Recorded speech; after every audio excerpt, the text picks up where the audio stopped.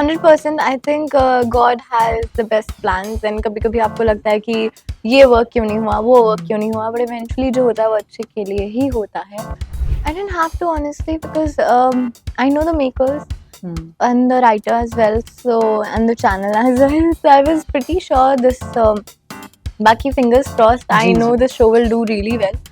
I think biasness कहीं कहीं होती है. अभी भी ऐसा नहीं है कि इक्वल ट्रीट किया जाए. वो तो अपने ओपिनियंस पूरे पूरे रखते हैं एंड बातें भी अच्छे करते हैं, बहुत एंटरटेन भी करते हैं. I think is a fun person to be around. Like आप उधर उनके आसपास हो तो एंटरटेनमेंट तो होता ही रहेगा आपका कुछ. Hi, this is Aditi Sharma and you watching me on Filmibeat. Hi guys, this is Kinnari Singh. Welcome to Filmibeat. And आज हमारे साथ है अदिति, जो एक ऐसे शो के साथ आ रही है जो टेलीविजन पे पहली बार आ रहा है. एक डिफरेंट टेक है जो ज्यादा टेलीविजन में देखने को मिलता नहीं है.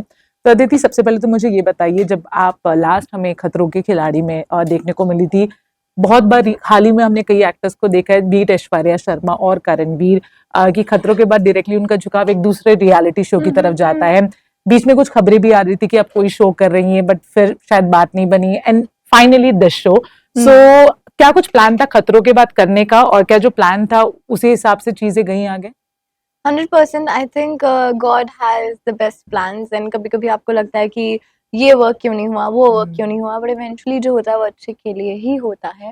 एंड सी, अगर मुझे ऑप्शन मिले, मतलब ऑफ कोर्स ऑप्शन मिला था बिग बॉस में जाने का, पर एट द सेम टाइम मुझे ये शो भी साथ ही ऑफर हुआ है. ओके. कलर्स तो अपना ही घर है, अभी क्या ही टेंशन. चाहे वो करो चाहे ये करो, यू देयर जी. On Colors and I prefer this show because इसकी कहानी बहुत अलग है, बहुत अच्छी है, कुछ नया है, कुछ इंटरेस्टिंग है, और मेरे लिए खेलने को बहुत कुछ है. Like you know, as an actor you want to portray something else, something Right, different. So right. this is something different which I wanted to do, and also very subtle. If you must have seen the promos or Yeah. anywhere, तो बहुत over the top वाले reaction. OTT नहीं है, कोशिश जारी रहती है कि ऐसे ही रहे सब simple simple. So I think it was very different and I was very happy that I'm doing this over Right. anything else. Right. Television में जब भी कैसी कहानी आती है जिसे ज्यादा एक्सप्लोर नहीं किया गया है, रिस्क भी उतना हायर रहता है, बिकॉज टीवी की एक अलग ऑडियंस है.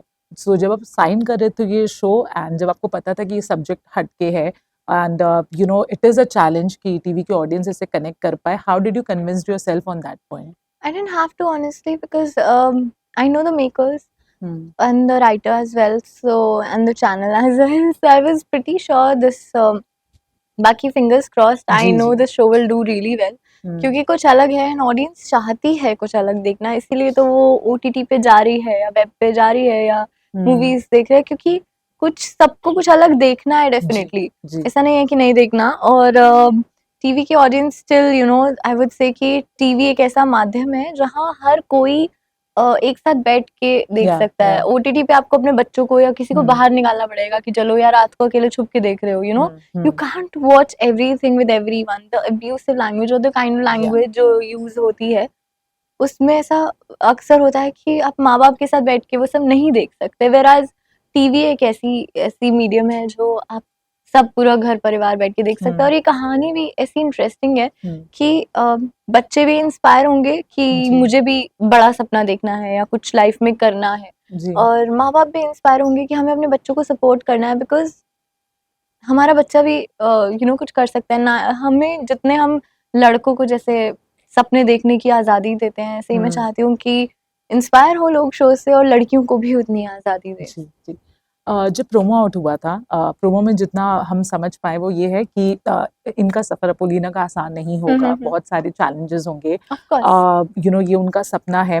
और शायद प्रोमो में ये भी बताया कि बिकॉज वो एक लड़की भी हैं तो शायद चैलेंजेस और उनके लिए डिफिकल्ट होने वाले हैं. आप भी जिस इंडस्ट्री में हो, it is not an easy industry, everyone knows that, and since because you are an outsider, आपके कुछ कनेक्शंस नहीं थे, एक ऐसा चैलेंज यहाँ तक के सफर में जो बहुत डिफिकल्ट रहा. And my next question is, just because you are a female, कभी ऐसे कुछ लगा कि चैलेंजेस और ज्यादा चैलेंजिंग हो गए? आई थिंक बायसनेस कहीं कहीं होती है. अभी भी ऐसा नहीं है कि इक्वल ट्रीट किया जाए. a lot of times there is a lot of biasness because of being a female.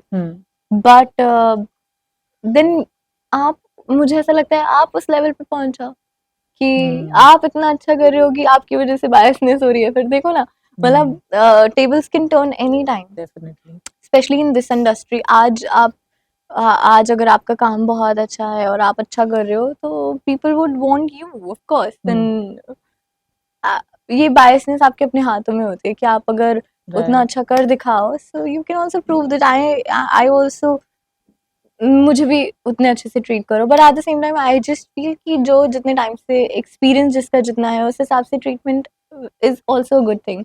अभी मैं अगर कोई मेरे से 15 साल से, मैं अगर मुझे 7-8 साल हो गए हैं और 15 साल से कोई काम कर रहा है, मुझसे यार उनको अटेंशन दो. I don't mind sharing the attention और गिविंग देम मोर अटेंशन और मोर priority, better room, or all of these small Understood. things, because I'm like, they have worked for 15 years.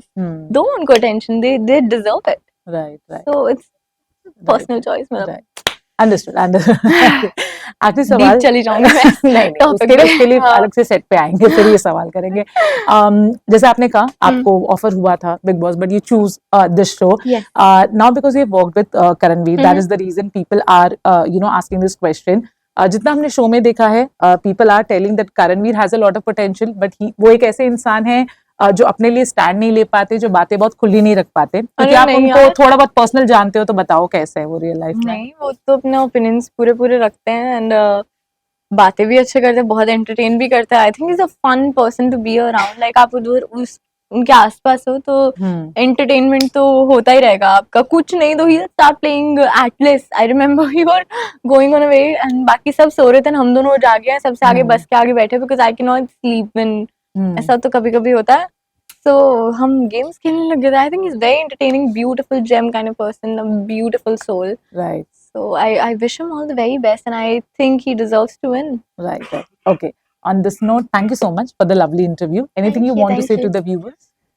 Apolina, please देखिए, 3rd of December से आ रहा है 6 बजे. हम बहुत मेहनत करते हैं just to entertain you, and आपके प्यार और सपोर्ट के बिना कुछ नहीं हो पाएगा, इसलिए please do support us. Thank you.